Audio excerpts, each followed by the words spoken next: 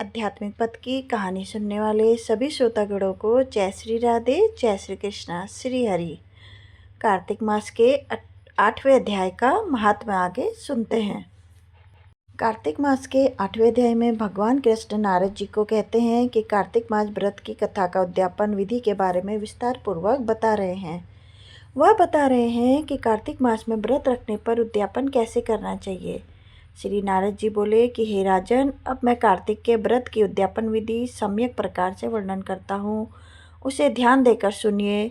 व्रती को चाहिए कि कार्तिक मास में शुक्ल पक्ष की चतुर्दशी को व्रत के संपूर्ण फल प्राप्तार्थ और विष्णु भगवान की प्रसन्नता के लिए उद्यापन करें।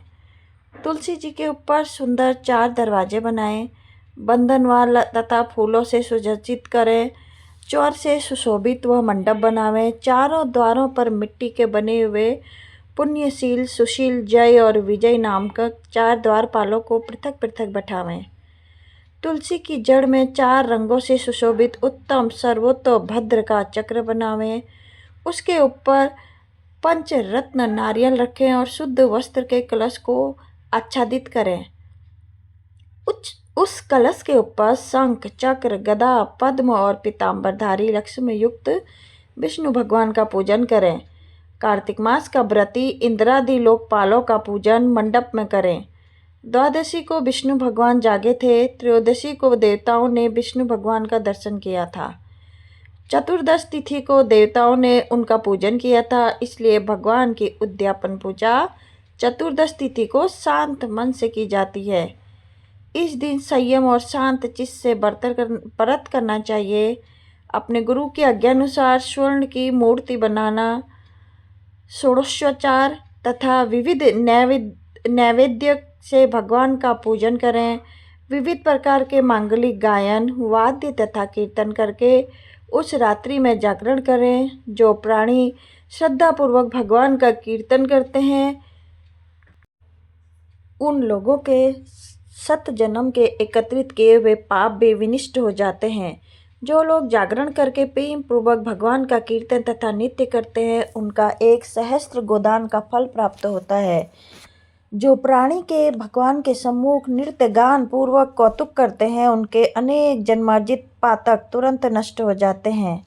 जो प्राणी विष्णु भगवान के सम्मुख नृत्य गीतादिक कौतुक करता हुआ जागरण करता है तथा उनके चरित्रों का पाठ करके विष्णु भक्तों को प्रसन्न करता है, व्यर्थ की बातों का त्याग कर मुख से बांसुरी आदि बाजा बजाता है, इन भक्ति भावनाओं से युक्त जो मनुष्य रात्रि भर जागरण करता है, उसे करोड़ों तीर्थों के करने के समान पुण्य प्राप्त होता है। तदंतर पूर्णमासी को स्त्री सहित श्रेष्ठ 3 ब्राह्मणों को या केवल एक ही श्रेष्ठ ब्राह्मण को सपत्नीक सामर्थ्य अनुसार पायसन भोजन कराएं, क्योंकि इस दिन विष्णु भगवान के भक्तों को वरदान किया और मत्स्य रूप धारण किया था। अतः इस तिथि को दान, हवन, जप आदि जो कुछ भी विष्णु भगवान के निमित्त होता है, वह अक्षय फल को देने वाला होता है। इस कारण व्रती उक्त 1 या 30 ब्राह्मणों को पायसान भोजन करावे।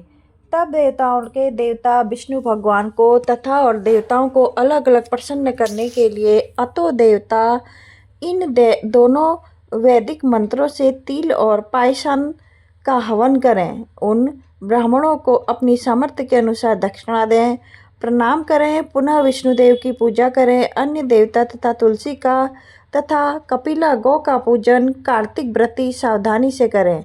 व्रत का उपदेश करने वाले सपत्नीक गुरु तथा उन सपत्नीक ब्राह्मणों का वस्त्र, आभूषण आदि में पूजन का समा की प्रार्थना करें। प्रार्थना मंत्रों का अर्थ, आप सब लोगों की अनुकंपा से मुझ पर विष्णु भगवान सदा प्रसन्न रहें। इस व्रत के करने से मेरे 7 जन्म के हुए पाप नष्ट हो जावें और मेरी संतान चिरंजीवी रहे।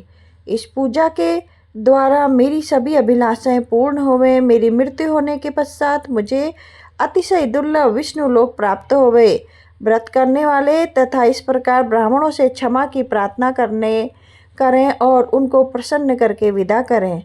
पूजा की उन संपूर्ण वस्तुओं को गौ के साथ गुरु को दे दें। उसके पश्चात बंधुओं और मित्रों के साथ स्वयं भी भोजन करें। कार्तिक अथवा माघ के मास उद्यापन के नियम इसी प्रकार कहे गए हैं। इस प्रकार जो प्राणी विधि विधान सहित कार्तिक मास का व्रत व उद्यापन करता है वह पाप रहित होकर मनोभिलाषित कामनाओं को प्राप्त करता है। अंत में विष्णु लोक का निवास करता है। तीर्थों, दानों तथा सब व्रतों के करने से जो फल प्राप्त होता है उनसे करोड़ गुना अधिक पुण्य फल विधि पूर्वक कार्तिक मास का व्रत करने से होता है। वे प्राणी धन्य है, वे पूजनीय है और उन्हीं का संसार में जन्म लेना सफल है जिन्होंने विष्णु भगवान की भक्ति में तल्लीन होते हुए कार्तिक मास के व्रत किए। कार्तिक मास का व्रत करने वाले के पुण्य भय से उसके समस्त पाप कांपते हैं और इधर उधर भागते फिरते हैं और कहते हैं कि अब हमारा जाना कहाँ होगा।